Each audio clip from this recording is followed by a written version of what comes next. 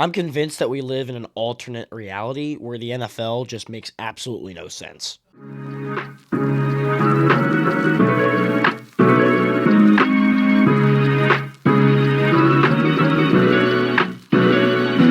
What's good, gentlemen and ladies? Back with another heater for you today. And we're going to be going over the last week. My picks were good. I had 40 of you tune in. That's my biggest viewership turnout literally ever. So thank you for that. Well, I say ever. Ever since I went on camera. It was kind of weird. I was off camera there for a little bit and just recorded voice recordings. And if you go and look, those have like 80 some views. Apparently, when I put my face on a video, it gets less views. Okay. Anyways, we're going to start things off. I'm going to go a little bit out of order. Normally I go in order, but there's some games I want to talk about first. The first game I want to talk about is Rams-Falcons. My goodness, the Atlanta Falcons absolutely destroyed, or should have destroyed, the Los Angeles Rams. I mean, just looking at the game, Matt Stafford had put up a really good day other than his 3 picks. He should have had 2 pick sixes. One of the pick sixes was called back because the guy stepped out of bounds, and it was the guy's second interception of the day. Xavier Watts, yeah. Xavier Watts had 2 interceptions. One of them should have been a pick six, but he ended up stepping out of bounds. The big takeaway from this game, really, Kirk Cousins playing pretty decent football for the Atlanta Falcons, and now the NFC South is in a pickle because now there's a chance that there could be a 3-way tie for the division. I don't know how that gets broken. I'm pretty sure the Falcons are eliminated from the playoffs, but if there's a 3-way tie for the division, I don't know who gets that. I would assume it's the Bucks, just because they've put up a lot more points than anyone else in the division, but I really don't know. Anyways, Bijan Robinson, fantastic day, 22 carries, 195 and 1. There was a point in the game where Atlanta was just running the ball to end the game, and Bijan needed 5 more yards to get 200 yards, and they didn't put him back in. It was criminal. It was just criminal. I don't know why they didn't do it. Blake Corum kind of got banged up a little bit in this game. Kyren Williams did pretty good. Oh, Puka Nacua, 5 catches, 47 yards, and a touchdown. Got the touchdown when they needed it. But, yeah, the Atlanta Falcons completely exploited the Rams' offense. It's so weird because, the Falcons have a tendency to do this. They're 7-9, right? But so far this season, their wins have been crazy. They beat the Rams. They went out and they beat the Bills. I do have some clips from these games, which I did feel like I wanted to share. One of them was just Bijan in general, dude. Just to start the game, I mean, Bijan caught a touchdown, right? Just caught one here. And I'm sorry if you don't necessarily understand why I'm pausing these clips so much. It's so I don't get copyrighted. So this run, by the way, by Bijan was crazy. This should be a tackle for loss 1,000,000%. And what happens? He just sheds the tackle. And then he almost falls down. Reverses, cuts back the other direction, and just does an S cut on his way out of there. That was crazy. Then let's see, Bijan had a huge 90-some yard touchdown, which was crazy, right? I mean, this was his best touchdown yet of the day. Obviously, 93-yard touchdown. He also refused oxygen, which was kind of funny, right after this touchdown. But, I mean, just look. He just breaks free, and then he's gone. This was right before halftime. Then you have my favorite play of the night, other than one that was almost good play. Oh, my goodness. 37-yard field goal, okay? Blocked and recovered by Jared Verse, and he takes it all the way to the house.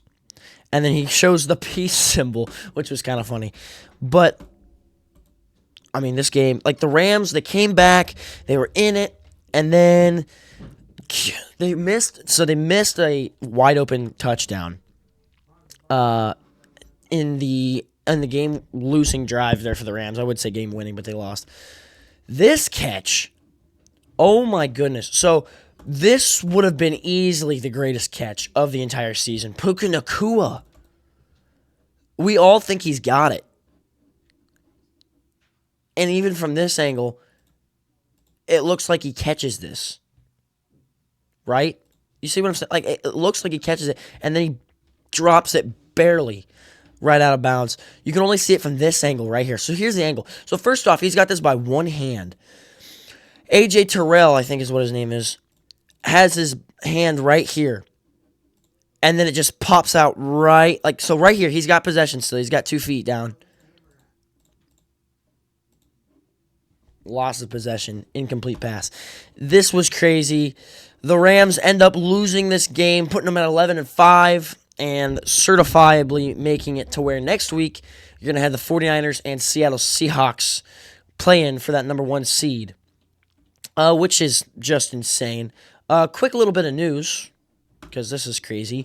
The Cowboys are waiving Trevon Diggs. Not a huge surprise if you've been following up on the NFL. Trevon Diggs was a corner. Pretty good corner a couple of years ago. He's been battling injuries. Next game I want to talk about. My goodness, there's a lot of good games to talk about this week, just because the NFL was crazy. Derrick Henry put up a masterclass game. 36 carries, 216 yards, and 4 touchdowns there. Oh, man. They should have had this game on Christmas. I mean, this game was nuts. I remember watching this game and going, okay, well, most of the time when you have 2 backup quarterbacks in, the game sucks, right? You had Malik Willis and Tyler Huntley. By the way, Malik Willis actually got injured and had to leave the game there for a second, and Clayton Tune threw a pick 6. The Packers were trying to win this game, and the Ravens picked off Clayton Tune. Really, it wasn't Clayton Tune's fault. It bounced off the receiver's hands and right into the DB for the Ravens. But Malik Willis had such a great game, especially on the ground. He had 2 rushing touchdowns, 60 yards. I mean, if you just watched this game, it was certifiably crazy.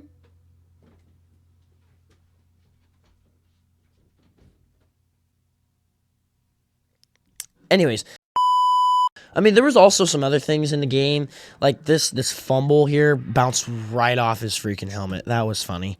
Malik Willis, though, like, just 2 passes, 2 plays into the game, they scored a touchdown, which was crazy. It was a great start there for the Packers. They at one point had like 6 plays of offense, and the Ravens had 32. You can't tell me that didn't have an impact on their game. Malik Willis, they started running this kind of like what the Ravens do with Lamar Jackson, straight up read option in this game, and Malik Willis ended up taking a couple of those for chunk yards. Through the air, Malik Willis was also really efficient. Tyler Huntley played a good game, too. The Baltimore Ravens have a chance now to be in the playoffs. And it seems like the Steelers didn't know what to do this week. Let's go ahead and talk about the Steelers. The Steelers game. My goodness. Steelers-Browns. These guys suck. Cleveland had Shedeur Sanders. He threw 2 picks in this game. He wasn't terrible. He just wasn't great. All right, and the Browns, I guess, have a history of just not being great because, I mean, they're the Browns, right? But with that aside, like, I mean, this was probably the best play of the day. I'll give him credit here. This was a terrible pass, but he was getting hit by his offensive lineman. And Harold Phantom Jr. makes a good catch, doesn't get touched by the DB, and just rolls into the end zone. Probably the best play of the day in that entire game. I mean, other than that, there's not really much to talk about with that game because whatever. Saints get a huge comeback win. Tyler Shook, probably looking like the franchise quarterback for the Saints, I personally think. 22 of 27, 333, and 2 touchdowns for Tyler Shook in this game. Chris Olave finally having a great game. 8 receptions, 120 yards, and 1 touchdown. Jacksonville getting a big win over the Colts. Big win. I say big win. The Colts are eliminated from the playoffs. Phillip Rivers is probably going to ride off into the sunset because they're going to start Riley Leonard this week instead of Phillip Rivers. Jonathan Taylor, decent game. Trevor Lawrence sucked, actually, in this game. 1 pick, 0 touchdowns. He was fairly efficient with the football, but he did throw that one pick. Let's see what else here. Okay, so I do have a quick comparison. So let me run through the Christmas Day games just real quick. Chiefs, Broncos, I thought the Chiefs were going to get destroyed by 1,000,000,000. The Broncos ended up just keeping the Chiefs into the game. Chris Oladokun did not have a bad day. He actually was pretty efficient with the football as well. Chris Oladokun, I mean, granted, he only had 66 passing yards, right? But 13 to 22, 66, and a touchdown. When you're talking about a practice squad quarterback coming up and playing one of the best defenses in the NFL in the Denver Broncos, was not a bad day. Brashard Smith did have the one touchdown in the game from Chris Oladokun. It was a quick little dump-off pass in the red zone. Our running backs are terrible. Travis Kelce leading the room, in receiving. 36 yards. Not bad. But yeah, Denver struggled, actually, in this game. The Chiefs were beating them for a lot of the game, actually. Let me see if I can find any clips from that one.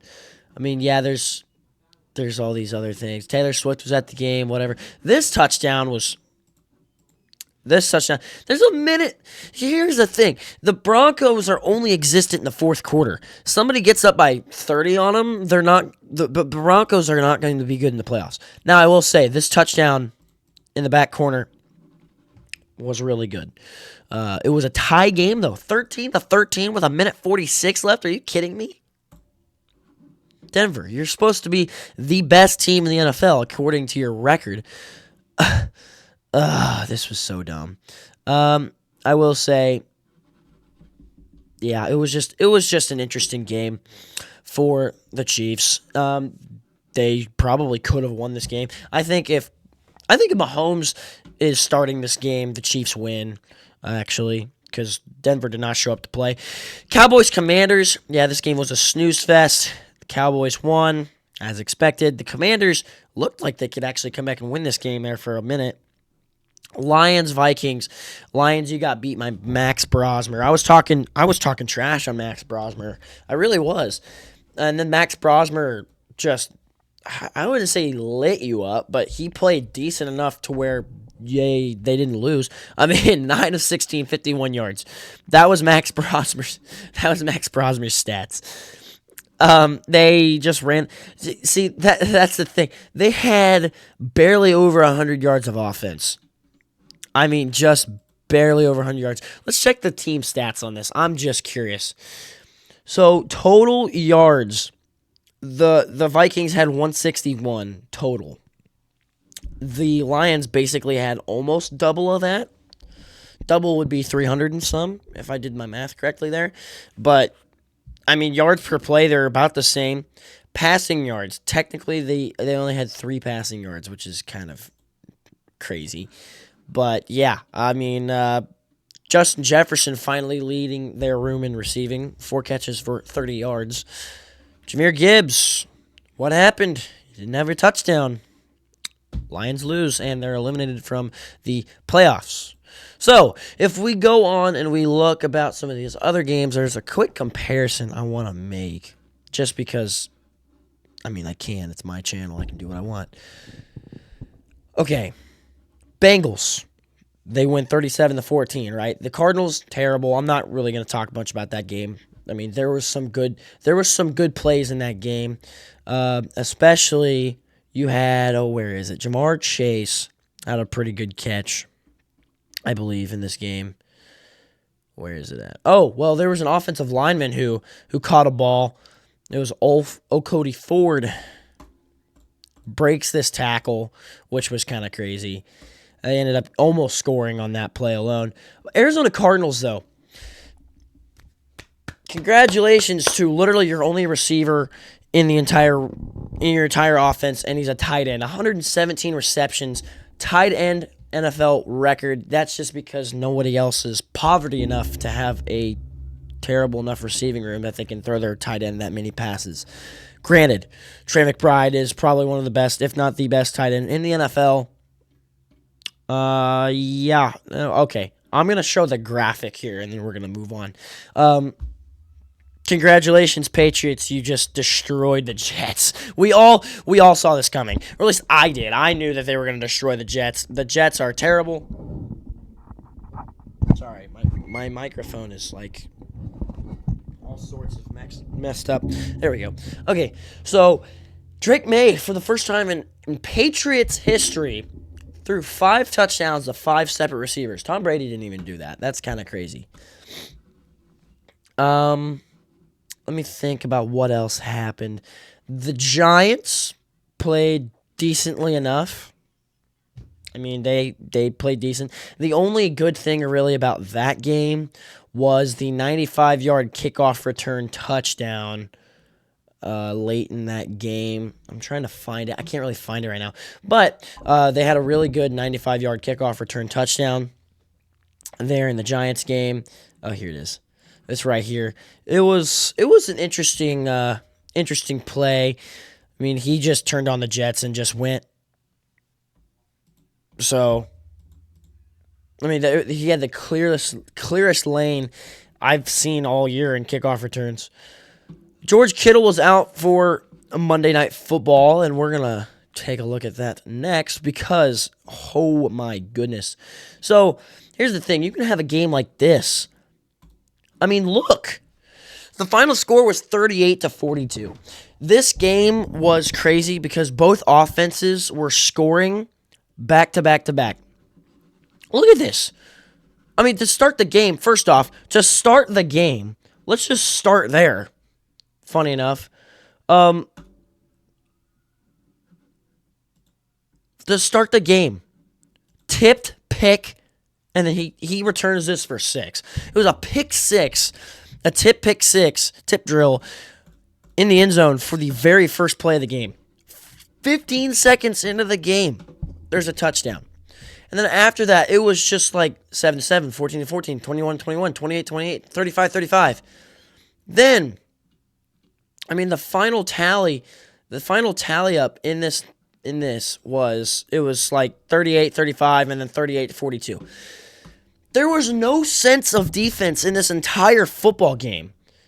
Oh, yeah, and then we'll get to, I already talked about this game, but like the Fantasy Football Championship, that's kind of funny because, I mean, to end fantasy football, it was this week, and you had Puka Nacua and Bijan Robinson. Some people had them both on the same team, and I bet they were pretty happy because they put up together a whopping 55.3 points or 0.7 points or something like that total on their Monday night. So that was pretty good. Oh, my goodness. Chris Collinsworth. Just listen to this real quick. If this were Patrick Mahomes, we'd be screaming, "Oh, Patrick Mahomes!" I know I would be screaming. Chris Collinsworth is one of the most interesting guys to listen to commentate a game of all time, because if you're watching any other game, he's all right. He's fine. He sounds cool. Whatever. A Chiefs game, terrible. If you're watching a game and then Brock Purdy does this, terrible. But that's the way it works because he has made those. I mean, yeah, that was good, right? But he just glazes Patrick Mahomes all the time. And it's kind of annoying. So, I mean, whatever, right? So all this to say that the Bears, I mean, they played a really good game. Brock Purdy, really good game. Running down, he did. Let me mute that. Brock Purdy, really good game. I mean, look at this. He's just stepping around him. I mean, we already saw that clip, right? But, oh, yeah. Him doing his little Dougie dance. That was kind of cool. Brock Purdy, amazing game. Let me see if I can find his stat line. Back-to-back weeks. Week 16, he went 25-34, 295, and 5 with an interception. And then week 17, he did it again. Week 17. Not only was he just balling out, right? He went, remember, 5 touchdowns. He did still have the interception, which was crazy. 5 total touchdowns. He had 3 passing, 2 rushing touchdowns out of Brock Purdy. Christian McCaffrey also had a really good game. 24-33 there for the 49ers. Caleb Williams also had a really good game. 25 of 42, 330 yards, and 2 touchdowns. Really good game. Kyle Monangai should have got more carries. I will stand on that. Yeah, that was pretty much it. Sky Moore also had a pretty decent day for the 49ers returning. I mean, there was no sense of defense, right? But then you go to this game, and this game was crazy. Yeah, and I know the weather was terrible, right? But, like, how am I watching the same thing right now? Eagles-Bills. Final score 13-12. The Eagles win this game by 1 point because the Bills go for 2 at the end of the game and don't get it. Josh Allen didn't have a passing touchdown. He had 2 rushing touchdowns, and that was the Bills' only points, and they were in the fourth quarter. With that being said, Brandon Cooks had a fantastic game. 101 receiving yards on 4 catches. He was targeted 6 times. Oh, my goodness. This game was just... I mean, Jalen Hurts... I mean, he didn't really do much either. Saquon, he was effective somewhat in this game, but like, I get it, right? Like, I'll show you this because this was crazy. I believe it's down here. Yeah, right here. This is what the weather was looking like in Buffalo. I mean, it was raining, right? It was raining it was like this for most of the game. So yes, I get it, but when I look at that. You know, I look at this score, right? They win by 1 point, and it's 13-12. A defensive battle game. And then you go to this, the Bears-Niners, 38-42. It's a combined of, 70 points each? 70 points combined? 80 points combined? I think it's 80 points. Yeah, 80 points combined there. My goodness. I mean, I'm kind of scared I think both these teams aren't going to go very far in the playoffs just because they have no defense. They lack defense. And then you got this game next week, Week 18, Falcons, man. Seahawks, Niners for the 1 seed. And they're going to be wearing their black jerseys. Dude, that's going to be a game. I will say, in that Titans-Saints game, Cam Ward did look pretty good. He had this pass, which was just insane. He had a couple other passes that were crazy, too. Oh, my goodness. I don't know what some of these are. But, yeah, no, it's kind of crazy. This week was just unreal. Let me just make sure I didn't miss anything. But, yeah, no, Eagles, Bills, I mean, they're going to go far in the playoffs, and I know they are. They're going to make it pretty decently far. They're going to win the wild card. They might win the divisional in each conference. I don't know about the 49ers or Bears just because they have no defense. I mean, their defense does not show up to play. Texans, Chargers. Texans get another win. It was pretty easy there. Bucks. Oh my gosh, I got to talk about the Bucks because the fall off needs to be just. Oh my goodness. I don't know what happened, but people need to go back and look at the season because Baker Mayfield still wasn't playing terrible. They had 2 picks. They lost to Quinn Ewers-led Miami Dolphins. That's kind of crazy. Other random clips from this week. There wasn't anything too crazy other than this interception in the Chiefs game. I do like this crazy because this interception was pretty good. This was early on in the game. First quarter, Bo Nix rolling out, making this huge deal. It gets batted away, and he comes in and does that. And it was just, I mean, it was the best play of the night in the Chiefs game by far. And it was to start the game. A lot of people think that it might have been incomplete. I think it was a pick. But with that being said, last week on my pick'ems, I went 10-6 again. That's back-to-back weeks going 10-6. Packers lost, Steelers lost, Bills, Bears, and Rams. I got all 3 of the late games wrong. The Lions also lost because they're fraudulent and they're terrible. All right. So, with that being said, we're going to go ahead and pick next week. Let me go ahead and open this up a little bit bigger. Now, when I make these picks, in the playoffs, I will be doing 2 separate videos. I will do I will do, like, especially after week 18. So, like, after this next week, I'm going to do the recap, right? And then I'm going to do a separate video for the predictions. And that's just because for the main predictions, like for the playoff predictions, I'm going to break down every team. I'm going to go over stats and everything. If you're interested in that, go ahead and like and subscribe, because I like to make long-form videos about that kind of stuff. I just haven't really had time to do that yet. But when the schedule was released this week, you had the Panthers and the Bucks. And the Seahawks and 49ers get the Saturday games. Both games are really, really important. So this is tough, because the winner of this game wins the division and goes to playoffs. The Bucks are in a need-win situation. The Panthers are in a need-win situation.